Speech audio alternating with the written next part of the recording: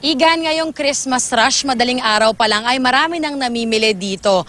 Pero dahil nga dito sa Divisoria ang puntahan ng mga taong mura at maraming pagpipilian ng hanap ay dinarayo talaga ito. Kalalabas lang ni Junalyn galing trabaho, pero kahit madaling araw na, talagang bumiyahe pa sila ng kanyang mga katrabaho mula Marikina para pumunta dito sa Divisoria. Mas maganda po kasi mas maaga. Kasi pagka sa araw na po ng mga 23, ganun, marami na po masyadong tao. Namimili siya ng mga pandegalo para sa kanyang mga pamangkin at inaanak. Happy naman. Kasi mas marami akong nabili. Kahit na nakakapagod, pero enjoy naman. Talaga raw ang nahirapan siyang mamili sa dami ng pagpipilian. Mapapanlalaki o pambabae, bagets, teenager o feeling bagets, tiyak na merong para sa'yo dito. Para sa Christmas OOTD, may polo shirts na 280 pesos. Ang rubber shoes, 150 pesos kada pares. Terno ng t-shirt at shorts na pambata, 2 for 150 pesos. Ang shorts na pambahay, 2 for 150 pesos din. Ang sandals na gawang Marikina na, 70 hanggang 150 kada pares depende sa klase at disenyo.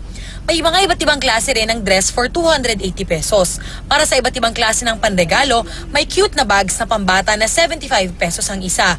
Ang mga sling bags naman may 200 pesos ang isa.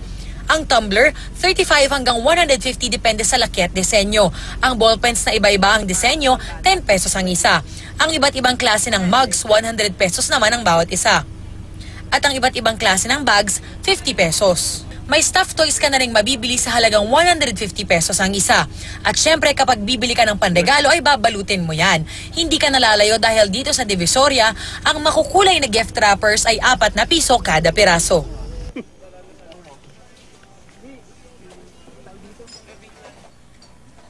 Igan, yung mga binanggit kong presyo kanina ay depende o konforme sa iyong tawad skills. Kaya bukod sa iyong budget at listahan ng mga bibilhin, mahalagang meron ka rin na extrang charm. At bukod dyan, maganda rin magdala ka ng eco bag o mga extra na bags para eco-friendly ang iyong Christmas shopping. Yan muna ang latest mula dito sa Divisoria. Balik sa'yo, Igan. Maraming salamat, Darlene Kai.